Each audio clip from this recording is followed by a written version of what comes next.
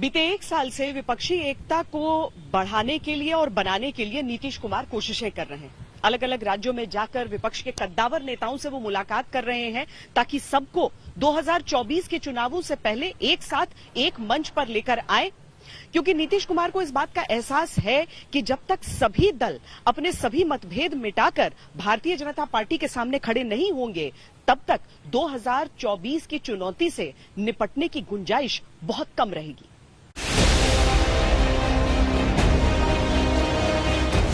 यही जून था और साल था 1974। बिहार ने एक नारा दिया था, संपूर्ण क्रांति। जेपी के नेतृत्व में कांग्रेस को छोड़कर सब साथ आ गए थे और देश की राजनीति बदल गई थी। फर्क इतना है कि जेपी व्यवस्था परिवर्तन के खिलाफ खड़े हुए थे और नीतीश सत्ता परिवर्तन के लिए एड़ी चोटी का जोर लगा रहे हैं। दूसरे, जेपी आंदोलन की मुख्य धुरी भ्रष्टाचार के खिलाफ आंदोलन था। नीतीश के तमाम साथियों पर भ्रष्टाचार के आरोपों की झड़ी लगी है। नीतीश कुमार पूरे देश में भ्रमण कर करके सारी पार्टियों को एकजुट कर रहे हैं कि हम सबको एक साथ चुनाव लड़ना चाहिए बीजेपी के खिलाफ आकर। तो अगर इस तरह की लामबंदी हुई तब तो मुश्किल स्थिति आपके लिए खड़ी हो सकती है। जहां तक इकट्ठे होने का ताल्लुक है, ये ऐसा पहले भी हुआ। 2014 में भी एक गठबंधन बना था, फिर 2019 में महागठबंधन बन गया। मेरे स्वयं चुनाव में भी एक ही कैंडिडेट दूसरी तरफ से खड़े होते थे। लेकिन हमने देखा भारत के पिछले 9 वर्षों के इतिहास में आप देखिए, जब जब भी ये विपक्षी दलों ने इकट्ठे होकर के भारतीय जनता पार्टी का विरोध किया है, जनता ने और अधिक with vengeance Bharatiya Janata party को समर्थन दिया है। जितेंद्र सिंह जी, क्योंकि अब ये युवाओं का देश है। 70% से अधिक तो युवा वोटर हैं, वो तर्क के साथ चलते हैं।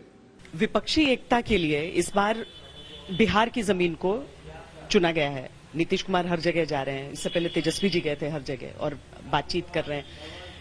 कितनी गुंजाइश आपको लग रही है कि विपक्षी एकता बन पाएगी 2024 के चुनाव से पहले? देखिए, बिहार तो परिवर्तन की धरती रही है और जब जब बिहार ने अंगड़ाई ली है, सत्ता परिवर्तन हुई है, ये इतिहास गवाह है। और विपक्षी एकजुटता की बैठक ममता दीदी ने ही प्रस्ताव दिया था आदरणीय मुख्यमंत्री श्री नीतीश कुमार जी को कि बिहार में ही रखा जाए। और गैर भाजपा विपक्षी दलों की एकजुटता की जो मुहिम है वो अब रंग ला रही है। जो लगातार पिछले 9 वर्षों से जिस लड़ाई को अब अंजाम तक पहुंचाने का समय आया है, और ये बिहार से शुरुआत हुई थी पिछले साल 9 अगस्त को। अब ये भाजपा मुक्त भारत का संकल्प लिया जाएगा और उसी दिन से भाजपा की उल्टी गिनती शुरू हो जाएगी। नीतीश की कवायद है कि विपक्षी दलों के आपसी मतभेद मनभेद मिटें और मोदी सरकार के खिलाफ सब एक छतरी के नीचे आ जाएं। जब वो नेताओं से मिलते हैं तो लगता है सब वैसा ही हो रहा है जैसा नीतीश चाहते हैं, लेकिन एक सूरत दूसरी भी है जो नजर आ रही है। राष्ट्रीय राजनीति के 3 ध्रुव तो स्पष्ट नजर आ रहे हैं। एक एनडीए, दूसरा यूपीए, तीसरे में कई चेहरे हैं। नवीन पटनायक, अरविंद केजरीवाल, केसीआर, मायावती। इसमें कई और चेहरे अभी अस्पष्ट हैं, जैसे जगन मोहन रेड्डी और खुद ममता बनर्जी। अब तक बीजेपी पर कटाक्ष किया जाता था कि आप लोग हमेशा इलेक्शन मोड में रहते हैं, लेकिन इस बार विपक्ष ने अपनी तैयारी बहुत जल्दी शुरू कर दी है। नीतीश कुमार अलग अलग राज्यों में जा रहे हैं और विपक्षी पार्टियों को एकजुट कर रहे हैं। सारे के सारे ऐसा लग रहा है कि एक दूसरे से अग्री कर रहे हैं। अगर जो इस समय आपके सारे ओपोनेंट्स एक साथ हैं वो वाकई साथ रह जाते हैं 2024 के लिए, परेशानी तो होगी पीयूष जी आप लोगों को? जरा भी नहीं होगी। आप मुझे बताइए कि नीतीश कुमार जी, वैसे तो आज के दिन ये स्थिति है कि बिहार तक में कोई वोट नहीं ला पाएंगे, पर बिहार की सीमा के बाहर कोई नेबरिंग सीट पे भी इन्फ्लुएंस नहीं कर सकेंगे। समाजवादी पार्टी, वो यूपी में ही उनका बुरा हाल है, यूपी के बाहर उनको कौन पूछता है? शरद पवार जी, उनके क्या महाराष्ट्र में जो स्थिति आज के दिन है, तो बाहर ही नहीं, महाराष्ट्र में ही नहीं कुछ रही तो बाहर क्या करेंगे? डीएमके स्टालिन साहब को तमिलनाडु के बाहर तो कोई पहचानेगा भी नहीं। तो ये जो विपक्ष को मिलजुल के काम करने की या चुनाव लड़ने की बात है, उससे कोई केंद्र सरकार के केंद्रीय चुनाव के परिणाम में कोई रत्ती पर भी फर्क नहीं पड़ेगा। अब गठबंधन में साथ आते साथियों की पार्टी पर भी एक नजर डाल लेते हैं। शिवसेना दो फाड़ हो चुकी है।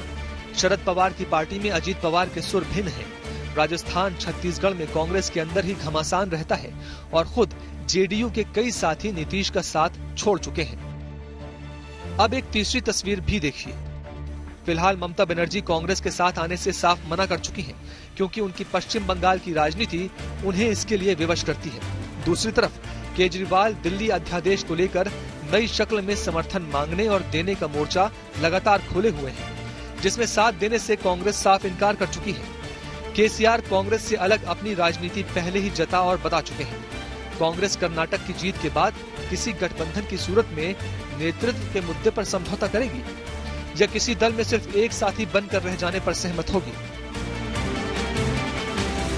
बीजेपी की दो चीजें रहती हैं। वो कहती है कि आप लोग पीएम फेस पे नहीं डिसाइड कर पाएंगे, और दूसरा कि सीट डिस्ट्रीब्यूशन में ही बात अटक जाएगी। क्या आपको लगता है कि उस दौर से आप लोग गुजर चुके हैं?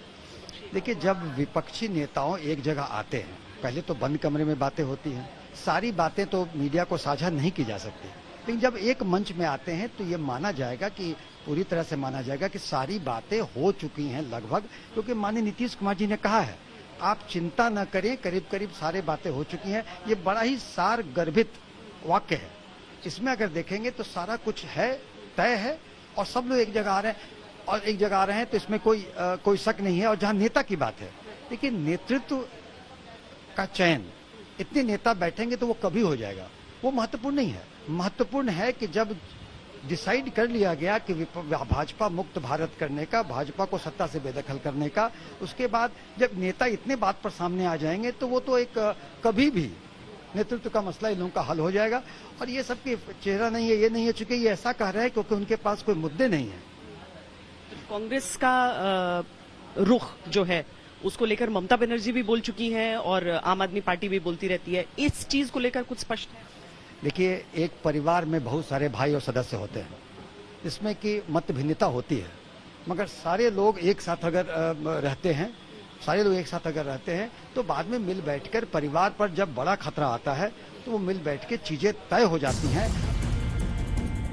दरअसल बिहार की सीमित राजनीति के आधार पर जो आज नीतीश राष्ट्रीय स्तर पर करने की कोशिश कर रहे हैं, वैसा पहले भी कई बार हो चुका है। 2019 से पहले कोलकाता के ब्रिगेड मैदान में हुई रैली तो महारैली थी, लेकिन क्या परिणाम हुआ चुनाव, सीटें और सत्ता में सहभागिता के नाम पर भी ये सबको पता है। राजनीति संभावनाओं और उम्मीदों का नाम है। नीतीश ने जब से बीजेपी से गठबंधन तोड़ा है, वो बीजेपी के खिलाफ बिगुल बजा रहे हैं। साथ लाने और आने के सिलसिले चल रहे हैं। बिहार सुर्खियों में है विपक्षी राजनीति का नया केंद्र बनने को लेकर।